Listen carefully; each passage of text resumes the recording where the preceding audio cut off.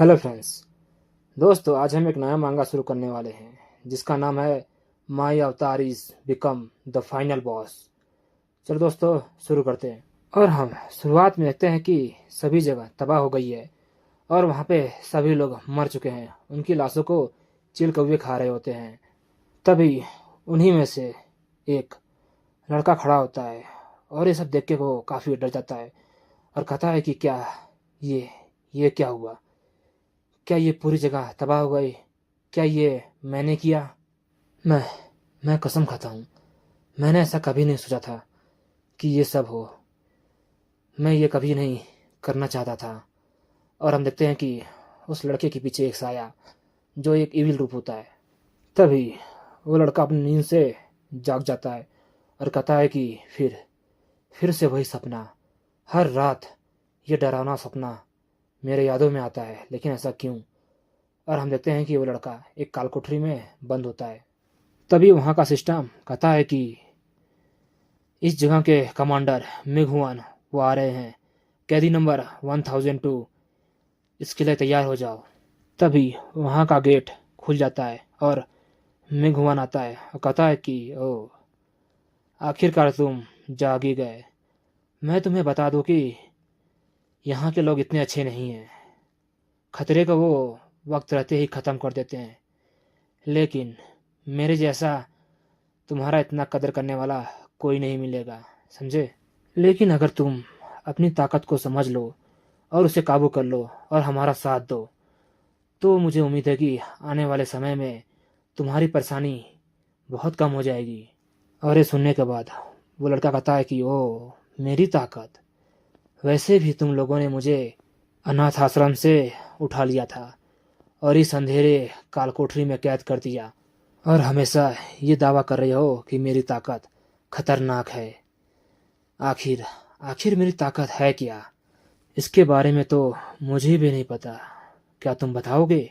और ये सुनने के बाद मिंगहुआन मुस्कुराते हुए कहता है कि हमारा अनुमान कभी गलत नहीं होता और तुम्हारी रैंक सबसे खतरनाक रैंकों में से एक है। और हमें ये पता है कि आगे चल के तुम इस पूरी दुनिया को ख़त्म कर दोगे। प्लीज़ हमारी बातों पे यकीन करो, यही सच है। और वैसे भी क्या तुम्हें पता है, मैं तुम्हारे अनाथाश्रम में गया था और तुम्हारे बारे में बहुत कुछ मुझे वहाँ पता चला। वहाँ के लोग बताते हैं कि बचपन में जब तुम छोटे थे तो तुम अपने आप को एक कमरे में बंद कर लिया करते थे और टॉयलेट पेपर से अपने आप को लपेट लिया करते थे। ये करना तुम्हें बहुत पसंद था और इसीलिए वहाँ के बच्चे तुम्हें डीमन करके बुलाते थे। और मैंने वहाँ देखभाल करने वालों से भी पूछताछ की और मुझे पता चला कि तुम रात रात सबसे छुप छुपा के कंप्यूटर रूम में गेम खेलते थे और तुम्हें वो बहुत पसंद था। क्या मेरी बात सच है? अरे सुनने के बाद वो लड़का बोलता है, क्या तुम सचमुच सच जानना चाहते हो? अरे सुनने के बाद मिंगवान कहता है कि मैं इसीलिए तो तुम्हारे पास आया हूँ। अरे सुनने के बाद वो लड़का बोलता है कि ठीक है, पहले मुझे यहाँ से बाहर निकालो, तब मैं बताऊंगा कि सच क्या है। और ये सुनने के बाद हम देखते हैं कि मिंग हुआन सोच में पड़ जाता है। कहता है कि मैं मैं जानता हूँ कि तुम्हारी ताकत क्या है। तुम हकीकत दुनिया को भी अपने हिसाब से काबू कर सकते हो, लेकिन तुम्हारी ताकत अभी भी सील है। और जहाँ तक मुझे पता है तुम्हें गेम खेलना बहुत पसंद है, तो शायद इसीलिए तुम्हारी ताकत तुम्हारे सामने एक गेम के रूप में आएगा और वो तुम्हारी ताकत धीमे धीमे एक गेम लेवल की तरह बढ़ाएगा। और हम देखते हैं कि ये सब सुन के वो लड़का काफ़ी गुस्से में आता है। कहता है कि तुम कहीं कोई प्रोग्राम या कोई रोबोट तो नहीं हो, हर बार यही कहानी लेके आ जाते हो। और ये सब सुनने के बाद मिंगवन कहता है कि तुम तुम अभी भी अपनी ताकत को समझ नहीं रहे हो और मेरी बात को मानने से भी इनकार कर रहे हो, तो मेरे बात करने का कोई मतलब नहीं। तो मैं अब चलता हूँ, तुम आराम करो। तभी वो लड़का बोलता है कि रुको, मैं तुमसे एक सवाल करना चाहता हूँ। मुझे मुझे बताओ, तुम लोगों ने मुझे यहाँ 1 महीने से कैद करके रखा है। आखिर मैं कब यहाँ से बाहर निकल सकता हूँ। और ये सुनने के बाद मिंगवान कहता है कि जब जब तुम अच्छे बच्चों की तरह हमारी बात मानोगे और अपनी ताकत को समझने लायक हो जाओगे, जब तुम बड़े हो जाओगे तब इसके बारे में सोचेंगे। और ये सब सुनने के बाद वो लड़का कहता है कि ओ, तो ऐसी बात है, मतलब मैं यहाँ से जिंदा कभी बाहर नहीं निकल पाऊंगा। और जब तक मैं इनके उम्मीदों पे खड़ा नहीं हो जाता और मैं अपनी ताकत को काबू नहीं कर लेता, मैं यहाँ से बाहर नहीं निकल सकता। और मेरी ताकत क्या है मुझे तो वो भी नहीं पता। जब तक मैं यहाँ से बाहर निकलूंगा तब तक मैं एक लाश बन जाऊंगा। तभी वो लड़का देखता है कि उसके आसपास की चीज़ें बदलने लगी है और उसको एक आवाज़ आता है, प्लेयर नंबर 1। तभी वो लड़का देखता है कि उसके आसपास की चीज़ें टूटने लगी है और वो एक अलग ही जगह पहुंच जाता है। और वो अपने आसपास देखता है, कहता है कि ये मैं कहाँ आ गया, रुको कहीं। उसने कहा था कि मेरी ताकत मेरे सामने एक गेम के रूप में आएगा, कहीं कहीं ये वो तो नहीं। क्या मेरी ताकत किसी गेम के रूप में तो मेरे सामने नहीं आ रही है। तभी वो देखता है कि कोई सिस्टम उसके सामने ही लोड हो रहा होता है और कोई आवाज़ आता है, आपका सिस्टम लोड हो रहा है और अब आप अपने मनपसंद कैरेक्टर को चुनने के करीब है। तभी तभी वो देखता है कि उसके सामने एक कैरेक्टर आता है और उसके बारे में बताया जाता है कि आपके पास 3 कैरेक्टर है और वो तीनों कैरेक्टर अपनी अपनी जगह एक अलग ही कहानी और एक अलग ही ताकत को दर्शाते हैं। और इस कैरेक्टर का नाम है गु वेन्यू। उम्र 17 साल, जाति एशियन। इसकी रैंक, इसकी ताकत, इसकी क्षमता और इसके गुण, इसको आपको अनलॉक करना होगा।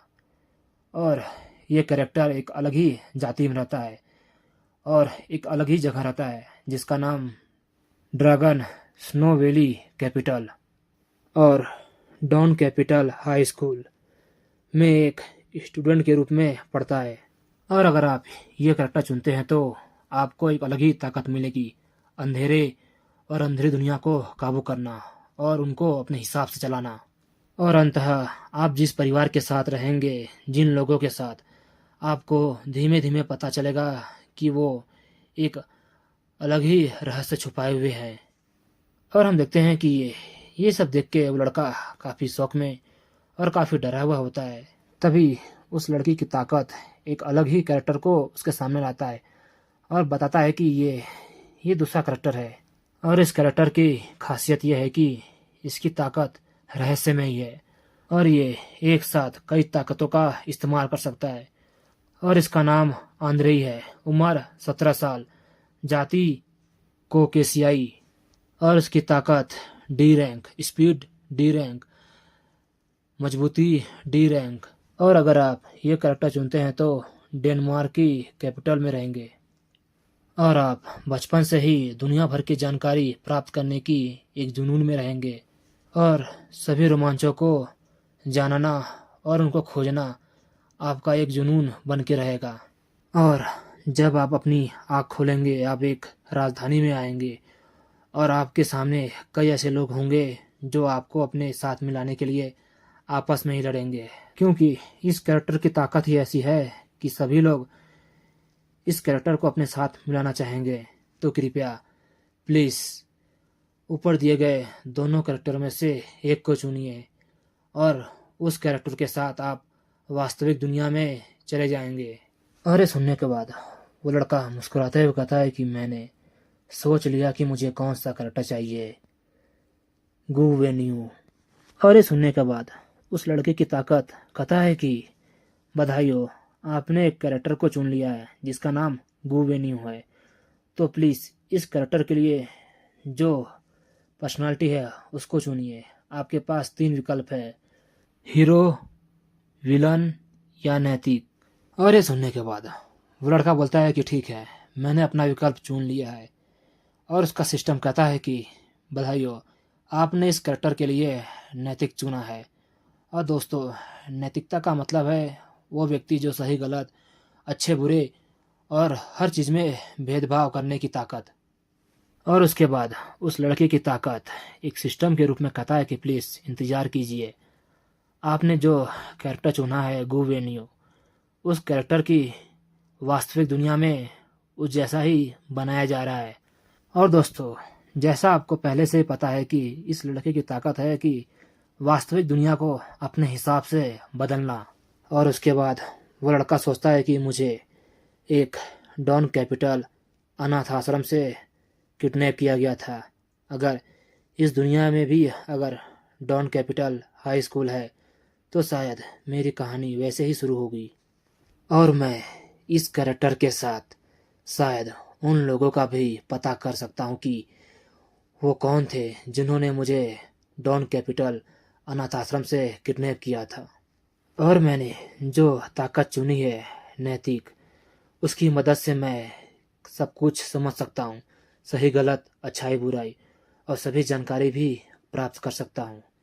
और इस कैरेक्टर की ताकत अंधेरे और अंधकार को अपने हिसाब से काबू करना, इन सब की मदद से मैं उन लोगों का पता लगा ही लूँगा।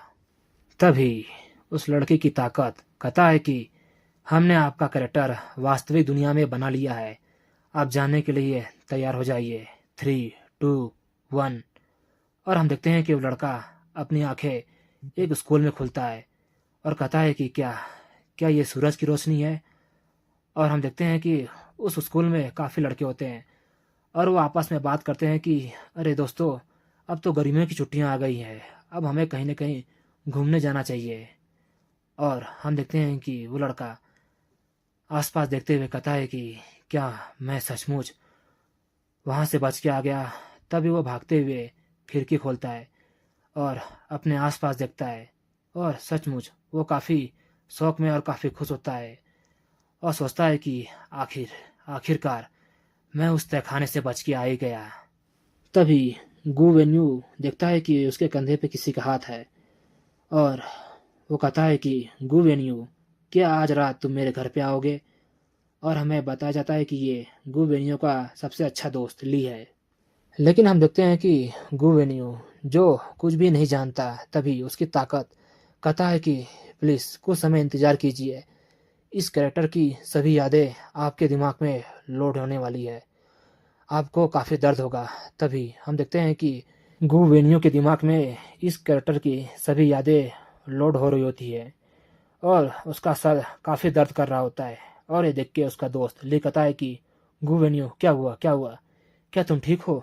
तभी गु वेन्यू की ताकत कहता है कि हमने इस कैरेक्टर की सभी यादें आपके दिमाग में लोड कर दी है। और उसके बाद गु वेन्यू कहता है कि ली चिंता मत करो, मैं ठीक हूँ, मैं कुछ समय पहले क्लास में सो गया था इसीलिए मेरा सर दर्द कर रहा है, लेकिन मुझे माफ़ करना कि आज रात मैं तुम्हारे घर पे नहीं आ पाऊँगा, मुझे आज कुछ ज़रूरी काम है तो मैं चलता हूँ। और वैसे भी हमारे पास गर्मियों की छुट्टियां हैं और बहुत समय है, हम फिर मिलेंगे। अरे सुनने के बाद ले कहता है, अरे गु वेन्यू कहाँ, तुम कहाँ जा रहे हो, बताओ तो सही मुझे। और हम देखते हैं कि गु वेन्यू भागते भागते छत पे जा रहा होता है और अपना सामान फेंकते हुए काफ़ी तेज़ी से आगे बढ़ रहा होता है और सोचता है कि मैं सचमुच वहाँ से निकल ही आया, ये हवा, ये तापमान, ये जगह सचमुच हकीकत की दुनिया है, कोई सपना नहीं। लेकिन ये जगह ड्रैगन कैपिटल की राजधानी डॉन हाई स्कूल कैपिटल है। क्या सचमुच मैंने अपनी ताकत इस्तेमाल करके इस कैरेक्टर को इस दुनिया के वास्तविक इतिहास में शामिल कर दिया। सचमुच मेरी ये ताकत वास्तविकता को अपने हिसाब से बदल सकती है। जैसे एक तितली के फड़फड़ाने से पूरी जगह तूफान आ सकता है, वैसे ही मेरे एक कदम से ही इस दुनिया की कहानी बदल चुकी है और मैंने सबका ब्रेन वॉश भी कर दिया है और किसी को भी नहीं पता कि ये कैरेक्टर वास्तविक है या नहीं। और इस बात में कोई हैरानी नहीं है कि उन्हें कभी सच का पता चलेगा ही नहीं। और मुझे यकीन है कि मेरा पुराना शरीर उस काल कोठरी में हमेशा के लिए कैद रहेगा और कभी उसे सूरज की रोशनी देखने नसीब नहीं होगा, और उनको कभी भी इस बारे में पता नहीं चलेगा कि उनके सामने जो है वो सच है या झूठ। तो चलो देखते हैं कि इस कैरेक्टर की ताकत क्या है। और हम देखते हैं कि गू वेंग जो स्कूल की छत से छलांग लगा लेता है, और जैसे हम जानते हैं कि इस कैरेक्टर की ताकत है अंधेरे को अपने हिसाब से काबू करना और इस्तेमाल करना, और जिसकी वजह से हम देखते हैं कि गू वेंग अंधेरे की ताकत इस्तेमाल करते हुए एक अटैक करता है जिसका नाम ब्लैक रोप होता है, और जिसकी वजह से हम देखते हैं कि गुवेन जो हवाओं में उड़ रहा होता है। तभी हम देखते हैं कि दो लोग जो गुवेन को ऐसे हवाओं में उड़ते हुए देख लेते हैं, लेकिन उनको यकीन नहीं होता कि आखिर ये है क्या। तभी वो उनकी तस्वीर लेते हैं और वो कहते हैं कि ये क्या है, कहीं कोई यूएफओ तो नहीं है। और हम देखते हैं कि गुवेन जो हवाओं में ऐसे ही उड़ रहा होता है और कहता है कि चलो अच्छा, तुम ऐसे ही अंधेरे में रहो। लेकिन सचमुच इस कैरेक्टर की ताकत काफ़ी कमाल की है। लेकिन चाहे ये अंधकार से मिलके क्यों ना बना हो, लेकिन इसे देख के ऐसा लगता है कि ये स्पाइडरमैन और वेनम का मिला जुला रूप नहीं है। और हम देखते हैं कि गू वेन्यू ऐसे ही उड़ते उड़ते डॉन कैपिटल के अनाथ आश्रम में पहुंच जाता है और देखता है और कहता है कि सचमुच ये यहीं पे मौजूद है। और वो सोचता है कि जब जब मैं यहाँ पे था तो हमेशा ही खिड़की से देखता था शहर की तरफ और सोचता था कि बाहर की दुनिया कैसी होगी, लेकिन मेरी कभी हिम्मत नहीं हुई उस दीवार को ढाक के शहर में जाने की। और उसके बाद गू वेन्यू वापस लौट आता है और वो एक घर की तरफ देखते हुए कहता है कि क्या ये घर इसी कैरेक्टर का है। और ये घर शब्द सुन के मुझे काफ़ी अजीब लग रहा है। मुझे घर के बारे में कुछ भी नहीं पता है, लेकिन इस कैरेक्टर की यादों में मुझे कुछ पता चला है। इसका परिवार काफ़ी सिंपल है, एक माता पिता और एक बड़ा भाई और एक छोटी बहन और एक ये गो वेन्यू। लेकिन 5 साल पहले मेरी माँ, जिसका नाम सुयिंग था, वो एक दुर्घटना में मारी गई, जिसको संयुक्त राष्ट्र संघ का एक संगठन जिसका नाम आयरिस था उसके द्वारा चलाए गए ऑपरेशन में मेरी माँ को किसी ने गोली मार दिया। और उसी के दौरान मेरे पिता गु टिंग हुआ, जो अपने पत्नी के मौत के बाद उनके इंसाफ के लिए हर जगह लड़े, लेकिन कुछ भी नहीं हुआ। और 2 साल से वो इस घर में कभी कदम नहीं रखे उसके बाद। लेकिन कोई बात नहीं, अच्छा ही हुआ कि वो चले गए। अब सिर्फ मुझे अपने बड़े भाई गु किए और छोटी बहन सु जिमाई, अब सिर्फ इन दोनों से ही निपटना है। तभी गु वेन्यू देखता है कि उसके दरवाजे के ऊपर एक सिस्टम लगा हुआ होता है, और उसको देखने के बाद कहता है कि ये क्या है। और उसका सिस्टम कहता है कि ये एक ऐसा सिस्टम है जो सिर्फ घर के लोगों को ही अंदर आने देगा। और हम देखते हैं कि गु वेन्यू जो अपने अंगूठे से दरवाज़ा खोलता है, तभी अंदर से उसके भाई की आवाज़ आती है। और उसका भाई कहता है कि मेरे छोटे भाई गु वेन्यू, तुम इतने समय से कहाँ थे? क्या बाहर से ही मुझे देखते रहोगे, अंदर नहीं आओगे? तभी हम देखते हैं कि गु वेन्यू जो काफ़ी शौक में और काफ़ी डरा हुआ होता है, तभी गु वेन्यू का सिस्टम कहता है कि आपके लिए कुछ मिशन है। पहला मिशन, ये पता लगाइए कि आपका दोस्त ली आपसे क्या छुपा रहा है। और दूसरा मिशन, आप ये पता कीजिए कि आपके पिता गु टिंग हुआ क्या छुपा रहे हैं। और तीसरा मिशन, ये पता लगाइए कि आपकी बहन सु जिमाई वो क्या छुपा रही है। और चौथा मिशन, ये पता लगाइए कि आपका बड़ा भाई गु किए वो क्या छुपा रहा है। और हम देखते हैं कि गु वेन्यू का बड़ा भाई, जिसका नाम गु किए होता है, और कहता है कि मेरे छोटे भाई, तुम बाहर क्या कर रहे हो, जल्दी अंदर आओ। और हम उसके हाथ में एक हथियार देखते हैं जिस पे खून लगा हुआ होता है। और दोस्तों, इसी के साथ ये एपिसोड यही ख़त्म होता है। मिलते हैं दोस्तों नेक्स्ट एपिसोड में। बाय दोस्तों, जय हिंद।